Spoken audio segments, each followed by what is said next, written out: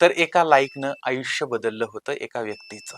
राजस्थानमधील भिलवाडा जिल्हा आहे, त्या ठिकाणी राहणारा वीरू जाटव नावाचा एक तरुण होता. सर्वसामान्य घरामधला हा तरुण होता. दिवसभर तो आपलं काम करायचा आणि जसा जसा वेळ मिळेल तसं तसं तो मोबाईलवरती, इंस्टाग्रामवरती वगैरे रील पाहायचा, मोबाईल पाहायचा. आता हजारो लाखो तरुण ज्या पद्धतीने करतात त्याच पद्धतीने त्याचं आयुष्य सुद्धा चाललेलं होतं. आता सोशल मीडियावरती वेळ घालवणं हा त्याचा दैनंदिन जीवनाचा एक भाग होता. आता एक दिवस ते स्क्रोल करत करत असताना एका तरुणीचा व्हिडिओ त्यानं पाहिला आणि ती तरुणी अत्यंत आत्मविश्वासाने कॅमेऱ्यासमोर बोलत होती किंवा नाचत होती आणि मग तिच्या चेहऱ्यावरचं हसू आणि हे ते सगळं असे अनेक लोक पाहत होते. याने सुद्धा पाहिलं आणि पाहिल्यानंतर तिच्या व्हिडिओला लाईक केलं. त्या तरुणीचं नाव होतं रीना आणि लाईक झालं. छोटासा कमेंट त्यानं त्या ठिकाणी लिहिला आणि त्याच्यासाठी जरी तो एक छोटा साधा कमेंट होता, पण नियतीच्या दृष्टीनं आता एका भयंकर घटनेची सुरुवात या ठिकाणी होणार होती. आता काही वेळानंतर त्याची कमेंट होती. त्या कमेंट रीनानं बघितली. जिने ते डान्स वगैरे केला असेल तिनं बघितली. तिनं बघितल्यानंतर लगेच रिप्लाय दिला. आता ही गोष्ट त्या वीरू जो आहे, तो तरुण जो आहे त्याला फार हायशी वाटली, की अरे हजारो लोकं तिला फॉलो करतायत, पण तिनं माझी दखल घेतली. मी जे लाईक केलं त्याला रिप्लाय दिला आणि ही भावना त्याच्या मनामध्ये म्हणजे जवळकीची भावना त्याच्यामध्ये मनामध्ये निर्माण झाली.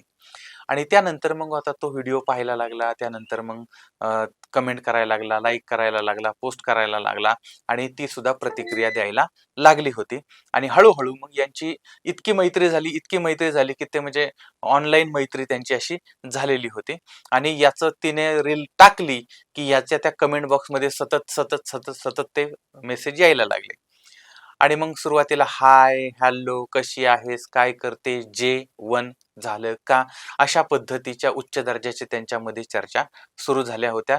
चॅटिंग सुरू झालेलं होतं आणि हळूहळू हे वाढत गेलं. त्यानंतर रोज एकमेकांच्या मेसेजची वाट बघायला लागले आणि नंतर मग मोबाईल नंबर एकमेकांना देण्यात आले आणि हळूहळू मग फोनवर बोलणं सुरू झालं.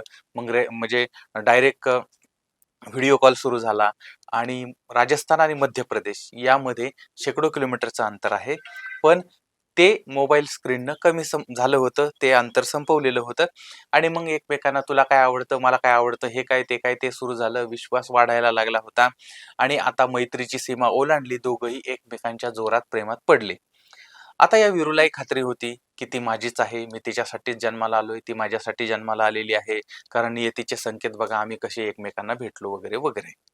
आणि अशा पद्धतीने मग आता ठरलं की आपण एकमेकांना प्रत्यक्षामध्ये भेटू. त्यानंतर हा बाबा राजस्थानवरून निघाला, मध्य प्रदेशमध्ये गेला आणि एकदा भेटला. दोघांनी एकमेकांना अगदी कडकडून भेट झाली त्यांची. त्यानंतर मग पुन्हा भेटला, पुन्हा भेटला, पुन्हा भेटला. अशा पद्धतीनं भेटी, गाठी भेटी वगैरे सुरू झाल्या. प्रेम असं वाढायला लागलं, वाढलेलं प्रेम फुलायला लागलं आणि फुललेल्या प्रेमाचा सुगंधाचा दरवळ इकडं-तिकडं पसरायला लागला होता. आता हे सगळं इतकं विश्वासाचं नातं निर्माण झालेलं होतं. पण या पडद्यामागे, या दोघांच्याही प्रेमाच्या पडद्यामागे एक सत्य दडलेलं होतं आणि ते सत्य फार भयंकर म्हणजे वेगळ्या पद्धतीचं होतं. आणि हे समजल्यावरती त्या वीरूचं आयुष्य पूर्ण बदलून गेलं होतं. तर आता ही म्हणजे रीना जी आहे तिच्या आयुष्यामध्ये वीरू होता. पण त्या अगोदरपासून एक व्यक्ती तिच्या आयुष्यामध्ये होते आणि त्याचं नाव आहे अरुण पटेल. आता तो नात्यानं तिचा मावस भाऊ होता. माध्यमातून जशी माहिती येते त्यानुसार. मात्र पोलिसांच्या माहितीनुसार या दोघांच्या मध्ये अनैतिक संबंध होते आणि ही गोष्ट त्या वीरूपासून लपवण्यात आलेली होती. आता सुरुवातीला त्या वीरूचा यावरती विश्वास बसत नव्हता की आपण जिच्यावर प्रेम करतोय तिचं दुसरीकडे पण अकाउंट आहे. पण ज्या वेळेस काही एकदा कधी तिला भेटायला वगैरे गेला, त्याच्यानंतर मग काय तो तिथं असेल किंवा असं काय झालं की जेणेकरून त्याला जाणवलं की म्हणजे हा जो प्रेमाचा पाया आहे तो पाया खोटेपणाच्या वरती उभा आहे किंवा खोटेपणाच्या पायावरती हे सगळं उभं आहे. आणि आपला सातबारा आपण ज्याला आपलं समजतोय तर तो अगोदरच कुणीतरी त्याच्यावर मशागत केलेली आहे. आणि हळूहळू मग इथून पुढे या प्रेमकथेमध्ये म्हणजे ह्या प्रेमकथेचं कटामध्ये रूपांतर व्हायला सुरुवात झाली होती. आता वीरूनं मग आता हळूहळू ह्या गोष्टी झाल्या की तिचं दुसऱ्यावरती पण प्रेम होतं अगोदर. मग तिनं सांगितलं की अगोदर होतं, इतिहास आहे तो, आता माझं तुझ्यावर जीवापाड प्रेम आहे, असं तसं. मग ह्यांचे वाद झाले, तू अगोदर का सांगितलं नाही वगैरे वगैरे. नंतर काही काळाने ही भांडणं मिटली. काही दिवसांनी मग म्हणजे आता परत भेटागाठी वगैरे यांच्या सुरू झालेल्या होत्या आणि एक दिवस मग त्या वीरूच्या मोबाईलवर रीनाचा मेसेज आला की मला तुला भेटायचं आहे आणि मी त्या अरुणला कायमचं सोडलेलं आहे, तू फक्त माझा आहेस, मी फक्त तुझी आहे, वगैरे वगैरे.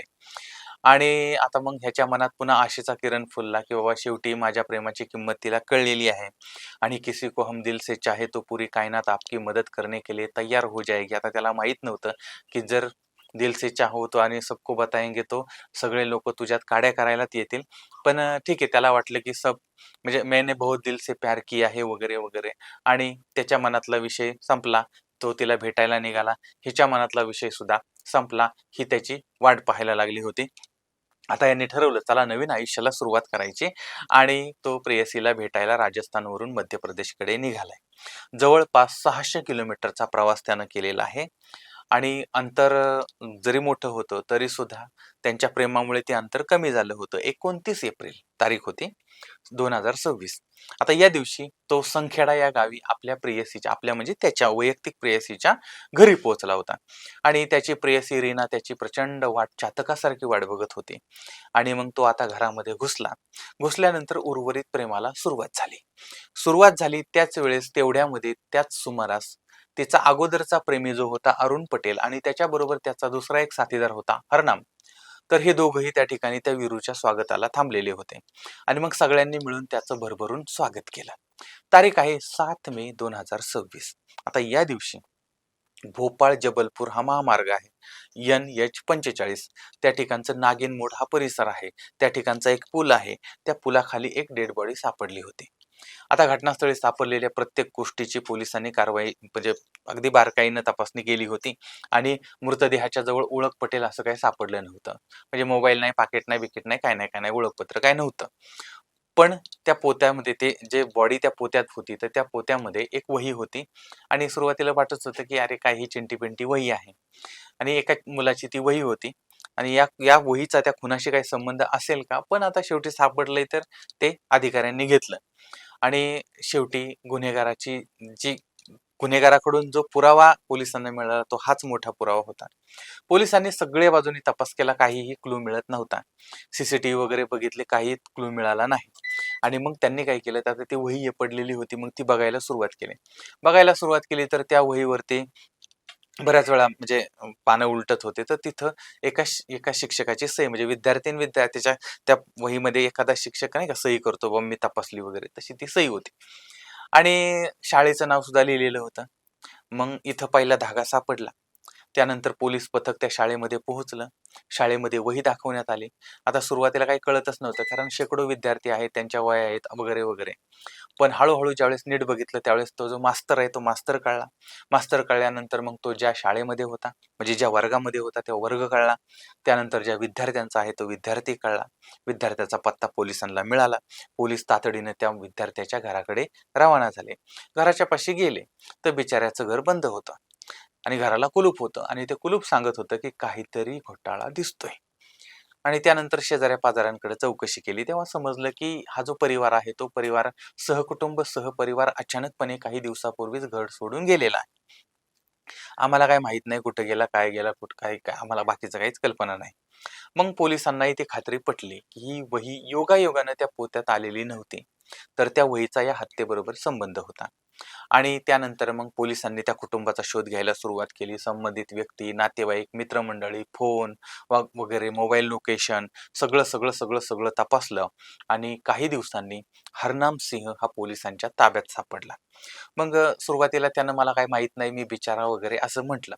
त्यानंतर मग पोलिसांनी त्याला अ, वेगवेगळ्या पद्धतीने प्रश्न विचारले आणि त्याच्या बोलण्यात एक जबाबात विसंगती होती आणि त्यामुळे मग त्याच्यावरती दबाव टाकला आणि नंतर बाकी सगळी माहिती पोलिसांनी घेतली आणि एकामागून एक त्यानं नाव घ्यायला सुरुवात केली आणि त्यानंतर मात्र संपूर्ण कट उघड झालेला होता. आता हा जो वीरू होता, त्या वीरूला हिनं प्रेमाच्या नावाखाली भेटायला बोलवलं होतं आणि त्यानंतर तिनं त्याची हत्या केली होती आणि हा मृतदेह XUV 700 ही जी गाडी आहे त्या गाडीमध्ये टाकला होता आणि 45 किलोमीटर दूर नेऊन त्याला फेकण्यात आलं होतं आणि त्याचे पार हातपाय तोंडबिन बांधलेलं होतं आणि मग त्याला मारलेलं होतं.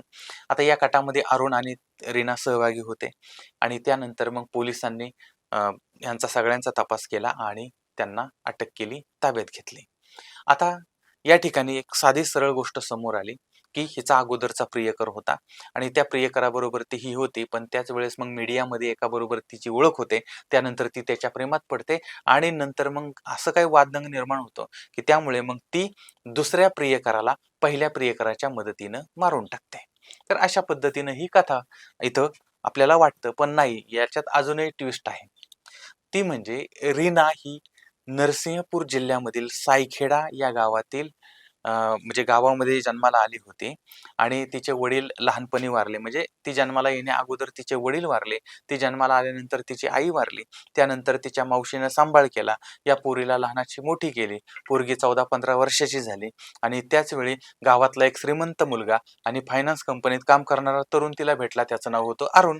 अरुण पटेल. अरुण बरोबर हिचं सोत जुळलं आणि त्यानंतर मग ह्यांचं ती 15-16 वर्षाची पोरगी आणि अरुण पटेल यांच्यामध्ये इकडं-तिकडं फिरणं वगैरे, गाठी-भेटी वगैरे असं सुरू झालं.